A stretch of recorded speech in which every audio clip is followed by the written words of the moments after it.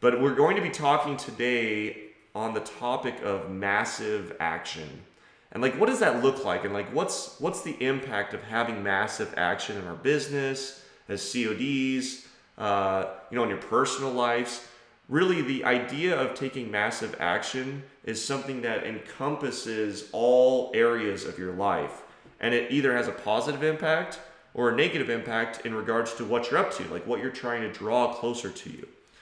So why don't we take action? I want to share a story that happened years ago that massively played a role in how I took action growing up. And as a child, I can distinctly remember a time that I had failed. And I've shared this example before, but there was a teacher that asked a class something like this, but it was like, what's the capital of California? And I was, an eager young person. In fact, I've got young boys and I see myself in them all the time. And it's like, I remember it was probably somewhere between the ages of 8 and 10. And the teacher asked, okay, I lived in California at the time. And it was like, okay, what's the capital of California? And I remember without hesitation, with much confidence, without even waiting for her to pick me, I yelled out Los Angeles. And the entire class burst into laughter. I was not only wrong, but apparently everyone else in the class knew that it wasn't Los Angeles. And I remember like this feeling of like, I knew what it was. I was so excited to share it. It was this reaction thing because Los Angeles was the biggest city in the state, so I was sure that was the capital. And I remember once everyone started bursting into laughter that something was off. And I was starting to look like the fool, and I kind of started slumping down into my seat, like, I'm gonna do this a little different going forward. And from that experience and many others, as a child growing up, I created a belief that I should play it more safe in order to protect my image and my reputation. And this was only one of many, many examples that started to create this belief of, Matt, you should play small. You should play safe. You should protect yourself, because when you go for it and you're wrong, this is what it looks like. And it's painful. It's embarrassing, right? And so as much as you may not like it, pain is part of the process. It's a necessary part of the growth. And when we try something and fail, the immediate result is often some level of pain, right? There I was in the classroom, Los Angeles, and everyone's laughing, everyone's pointing the finger. It probably even went to lunch, like people were probably like at lunch, joking about it. And it's like, gosh, like I remember the feeling, right? And I'm sure you guys can relate to this. And the memory of pain can be a deterrent, right? It's like the next day I did not forget that day in class. The next week I didn't forget that day in class. And if you're not committed enough to your own growth and goals, that pain will become a deterrent. It will become something that actually keeps you from getting what you want later in life. It'll keep you from having the goals show up. And so this is the human experience, guys. Like this is what we deal with, being human. And all of us, I have not met a human being who doesn't have a story like this, that hasn't created this belief system that has them playing smaller than who they really are. And so I love this picture on the right. The pain will leave once it has finished teaching you. Not on the journey, not before, but once it's done teaching you. And so you want to look at those experiences and go, what is the lesson here? What was I supposed to learn from this? And so often in life, we are surprised we didn't achieve our goal. It's like this crazy thing that we do as humans, as we don't always hit our goals, and then we go, well, that was weird. I should have. That should have happened. We missed the mark or the target that we really believed that we would have hit. Like we saw it, we were so certain that this was like the angle or the direction or the way that we should have attacked it. And we thought for sure, based on our past, like this was going to result in the outcome that we wanted. And then it doesn't. And accelerated growth and learning takes a certain inner position. right? Of confidence and determination, because when we don't hit the target, when we thought we would, when we yell out what we thought the answer was and it wasn't correct, it really takes a strong inner position of being confident and possibly determined to like get our end goal in order to keep going.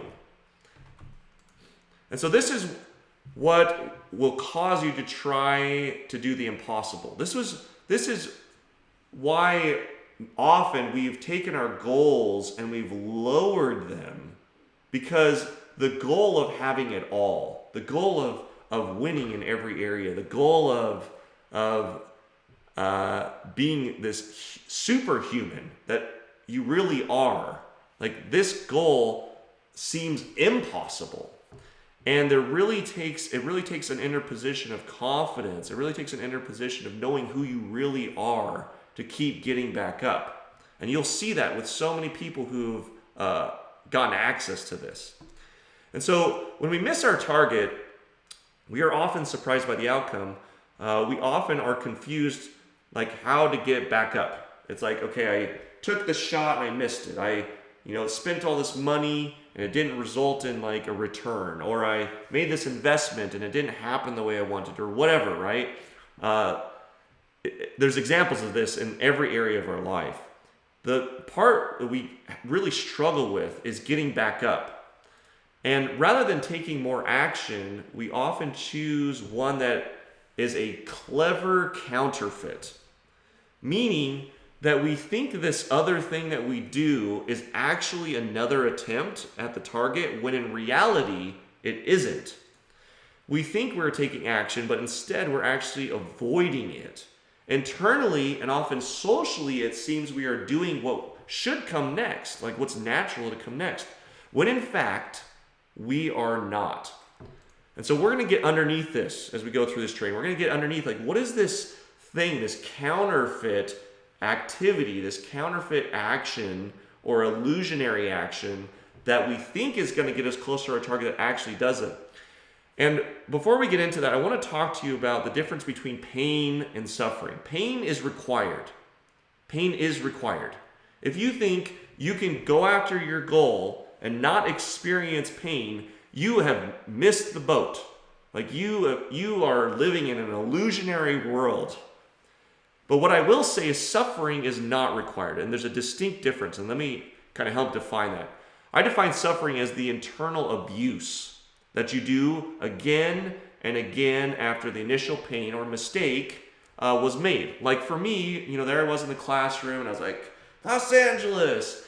And it's like, the laughter happened, and I felt this thing, and it's like everyone's pointing their fingers. It's like that was the pain. That was the required pain. But the abuse, the suffering comes the next day. When I was like, gosh, I really shouldn't have done that. Or like the teacher asks a question, and instead of like raising my hand and going for the answer, I play small and I kind of go low, because it's like I'm still dealing with the suffering of this thing that happened yesterday. It's not happening today, it happened yesterday. The abuse you are responsible for. Suffering, you are responsible for. Pain is required. It's a natural order. But the abuse, the suffering, you are 100% responsible for. The pain may have caused, or may have been caused by others. It came from outside places, or some action that you tried and you failed. You went forward and you failed and you experienced some pain. That can be from an outside source. But the suffering and abuse is you. Always. It's yourself. And so I want to share a tale. This is the tale of two monks. And this is not something I've made up. This is a Eastern philosophy that's commonly shared around this idea. And the way the story goes is there's these two monks. And monks, I don't know how many of you guys know kind of the lifestyle, but monks are sworn to a life of celibacy. And what that means is they are committed to being single. They're not going to have a wife. They're not going to have children. There's no sexual exploration. Like their life is a life of celibacy. And it's forbidden, completely forbidden to even touch someone of the opposite sex. Like they go to that extremity. And one day, The story goes that one day there are these two monks heading into the city, and they encounter this woman. And this woman needs help crossing the river. And one of the monks decides, out of an act of generosity or whatever, to pick her up, without even thinking about it, to pick her up and carry her across the river. And they get done with this, and the other monk was just disgusted. You can imagine like these rules that we have as monks, and you didn't even think about like, hey, this is a rule. Yes, you're supposed to help people, but we have a rule that you can't even touch people of the opposite sex. And the other monk, the entire way back to the city, questioned, criticized, ridiculed the monk who assisted the woman. And in response, the monk who carried her across said, I carried her across the river once, and you have carried her this entire time to the city. And I'm getting a little emotional around this because, like, this is. I mean, I don't know how you can't relate to this, but this is the abuse that we do to ourselves. This is the abuse we do to others around people's failure. Is we drag it across to, in this case, to the city, right? We drag it across day after day when simply that mistake was made so long ago. And we use this not just to ourselves, but we do it to others, right? You can see that this monk was responsible for helping create additional pain, additional suffering that was not necessary. This monk could commit to never touching a woman of the opposite sex ever again, right? But the idea is really where was the greatest mistake? Like who was committed to a life of action and learning and getting results versus the one who wasn't? And you can see the difference between the two monks. And like this is us, guys. Like this is our life. Like this is how we live life. And this is how we put life onto others. That when they make mistakes, we tear them down and we point out how awful they are and what bad people they are, instead of bringing them back up and telling them like, hey, like I get that happened. It's time to move on. Let's move forward, and let's get the things that we want. Let's try again. Let's be a group of people that lift each other. But really, this is the world we live in. This is, for many of us, the way we live our lives every day and the way we interact with people every day. And so I want to go through like, what does it mean to be in action and not in action? And so to not be in action, to not be taking this massive action, to not be growing, to not be learning, what you would be doing instead is having considerations. What's not action would be your perceptions. What's not action is your excuses, your reasons, your judgments, your criticism. You can see action is just so simple. It's free of all of the above. And I want to explore with you one of the most popular ones, your reasons. Now, reasons show up everywhere, right? And just like the monk, just like the story of the monk crossing the river, it's like there was a reason. There was a reason he shouldn't have taken the woman across the river, right? There was a reason for it. There was all this stuff that happened. And the reality is that's what he did. I mean, that's the reality. And he took action. He had her go across the river. He found a solution, got her over there. Where the other monk would have spent, maybe all day trying to find a solution to this, have his reasons and excuses for not getting her across. And it would have taken forever. But it really starts with the reason and then turns in to all of these excuses, all of these things that we tell ourselves to keep ourselves from having the thing that we want, from the end goal, which in the case of the story of the monks was to get the woman across the river. And you can see this when you have excuses. They start with a reason and they catapult into excuse after excuse after excuse. And so I want to be a little stoic and kind of dissect some language here. I want to talk about the word reason. And there's a longer version of this word that is kind of a compound word called unreasonable. And I want to talk to you about what does it mean to be unreasonable, because you've heard this before. And being unreasonable, if you took reasons, like literally the part reasons, out of unreasonable, what you might find is the word able. And to be someone who is unreasonable would be stepping into action without your reasons, without your past, without your, the kids pointing and laughing at you, being wrong, being the fool. You would take action knowing you could miss. You would take action knowing that you might look like a fool. That's always the possibility inside of action. I live in Utah. I've gotten familiar with the area, and one of the fascinating landmarks in Utah is the Brigham Young copper mine, or the Brigham, I think it's just the Brigham copper mine. It might be Brigham Young, but it's the Brigham copper mine. And it started back in 1907. And this is actually a very old panoramic photo of the mountain that's literally just, I can see it as soon as I get on the freeway of this mine. And you can see, it just started as this little copper mine. And today, it is a crater. It is a massive hole, literally an entire mountain disappeared. And this is a picture from 2005. And it's actually so large that you can see it from space. It's actually one of the few man-made holes or Earth movements that you can actually see all the way from outer space. And so, how did this happen? I mean, to have this enormous crater created by humans, how did this happen?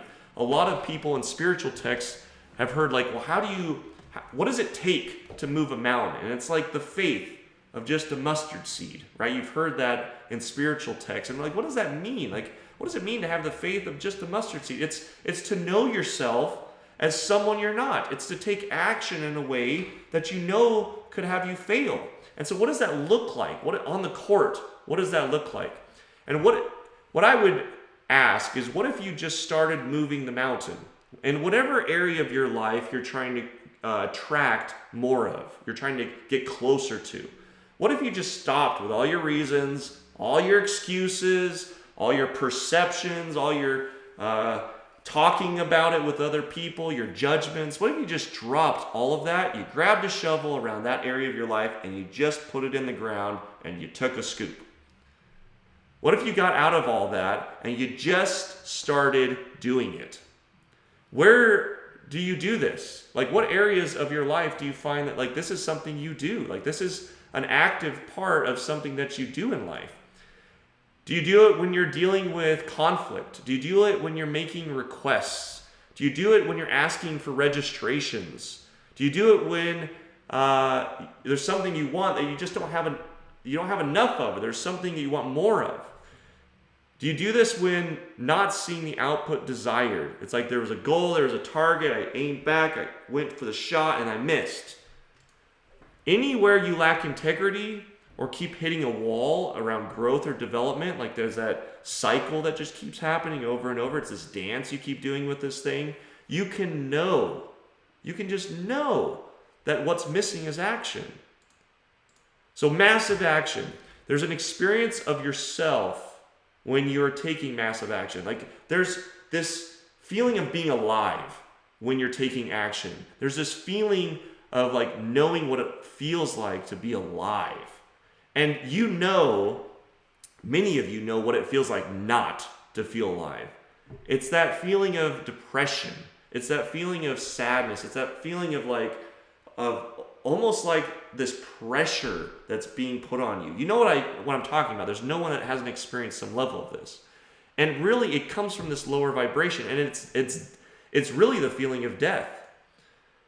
You want to change how you feel, you can't wait for the feeling.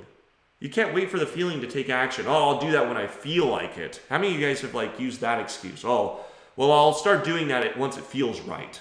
Or else I'll do that if it feels good. It's like, what? Like, that's crazy. You've got it completely backwards. You got to change what you're doing first. And then the feeling that comes with the change will follow, not the other way around. If you're waiting on a feeling to go do something, good luck. It's not happening. You can just already put a check in the box that thing you're not getting. You've got to be someone that does things beyond your feelings. You do it anyways because you know the feeling will come. So the focus. I found many people focus on staying in a state or in a position that has them acting a certain way. And what if you created a habit of acting regardless of how you felt? What if it was your health and it's killing you? It's literally killing you, your health. And you acted anyways. You woke up early to work out, not because it feels good to work out, not because you're like, oh, I really feel like working out. You do it because you know it's what you should be doing anyways, not because of how you felt. You went and you did that thing around work that you know you should be doing, not because of how you felt. You asked and had that hard conversation with that person, that registration you needed, that person you needed to enroll in something you were doing. And you did it not because of how you felt, but you did it because it's what's required to draw the things that you want in your life. What if you just did this and you did it on a massive level? You took massive action even when you didn't feel like it. So I've developed this thing called fail fast and fail often. I call it, my version of this is frequent attempts in learning.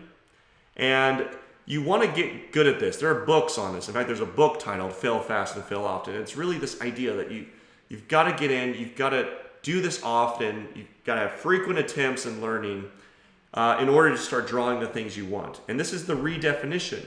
Maybe we've been just confused around how success works. Maybe that experience I had as a child, I just got really confused on how learning works. That this thing, you know who carried that story for years? Do you think my classmate even remembers that I yelled out Los Angeles even 2 days later? Do you think they even remember that? No. But I've been carrying it for years, right?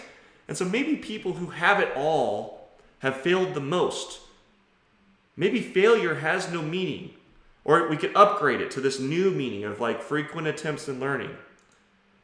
But what would be left? What would be there if failure just didn't mean what it meant for you right now? What would be right there for you to go out and do if you could redefine for yourself this idea of failure? Thomas Edison said it brilliantly. He said, I've not failed. I've just found 10,000 ways that it won't work. And that came from Thomas Edison, guys. He was so committed to his breakthrough. And he tried making this thing work that would glow and, give us light in a way that we'd never experienced. And, it took him a lot of practice, a lot of failing.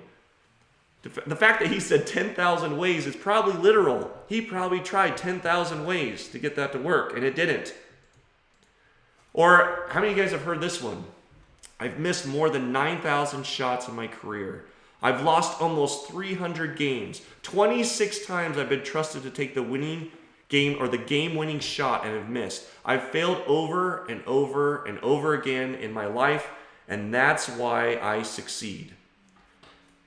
And that came from Michael Jordan, one of the greatest NBA players of all time.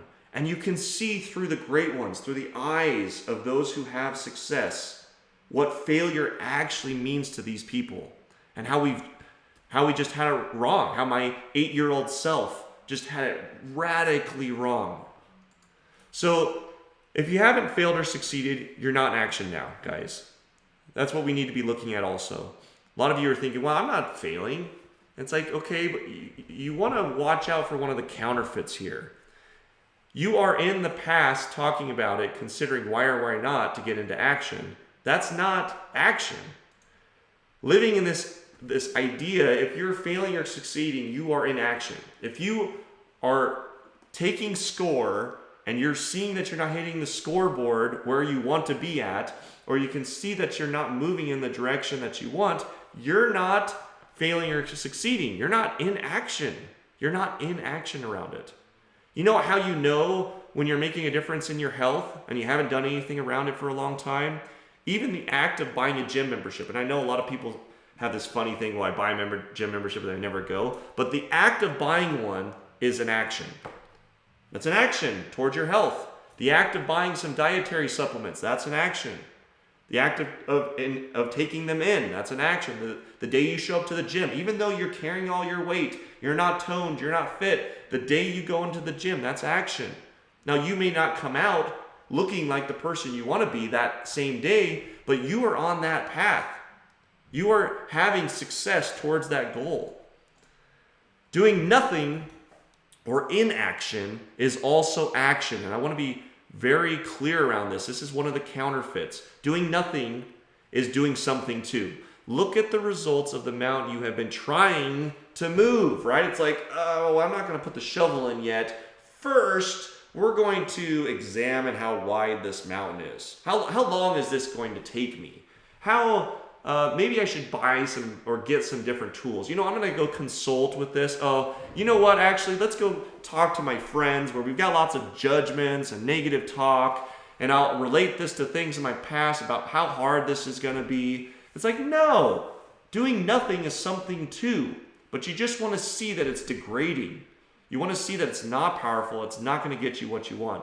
All the avoiding, resignation, negative self-talk, and punishment you've been feeding yourself. Guys, if you feel drained, if you feel like your life feels empty, if you feel like there's this sense of like something missing, this is it.